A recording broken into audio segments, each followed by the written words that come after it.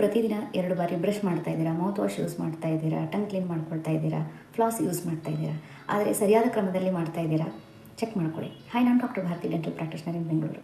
ಈ ರೀಲಲ್ಲಿ ನಾವು ನೋಡೋಣ ನಮ್ಮ ಬಾಯಿನ ಯಾವ ಆರ್ಡ್ರಲ್ಲಿ, ಯಾವ ಕ್ರಮದಲ್ಲಿ ಸರಿಯಾಗಿ ಕ್ಲೀನ್ ಮಾಡ್ಕೊಳ್ಬೇಕು ಅಂತ. ಯಾವಾಗಲೂ ಮೊದಲು ನೀವು ಫ್ಲಾಸ್ ತೊಗೊಳ್ಬೇಕು. ಅಂದರೆ ಇದೊಂದು ವ್ಯಾಕ್ಸ್ಡ್ ಥ್ರೆಡ್, ಇದೊಂದು ವ್ಯಾಕ್ಸ್ಡ್ ಥ್ರೆಡ್ ಆಗಿರುತ್ತೆ, ಹೀಗೆ ಇರುತ್ತೆ.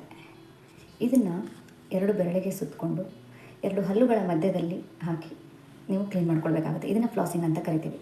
2ನೇ ಸ್ಟೆಪ್ ಏನಂತಂದರೆ ನಾಲಿಗೆಯನ್ನು ಕ್ಲೀನ್ ಮಾಡ್ಕೊಳ್ಳೋದು. ಟಂಗ್ ಸ್ಕ್ರೇಪರಿಂದನೋ ಅಥವಾ ಸಾಫ್ಟ್ ಬ್ರಿಸಲ್ಲಿರೋ ಟೂತ್ ಬ್ರಷಿಂದನೋ ನೀವು ನಾಲಿಗೆಯನ್ನು ಕ್ಲೀನ್ ಮಾಡ್ಕೊಳ್ಬೇಕು.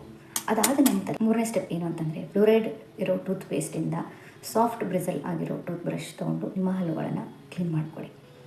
ಬ್ರಷ್ ಮಾಡಿ ಆದಮೇಲೆ ಉಗಿದು ತಕ್ಷಣ ನೀರಿಂದ ರಿನ್ಸ್ ಮಾಡೋಕ್ಕೆ ಹೋಗಬೇಡಿ. ಆವಾಗ ಬರುತ್ತೆ 4ನೇ ಸ್ಟೆಪ್ಪು, ಏನಂತಂದರೆ ಮೌತ್ ವಾಶಿಂದ ಬಾಯಿನ ಕ್ಲೀನ್ ಮಾಡ್ಕೊಳ್ಳೋದು.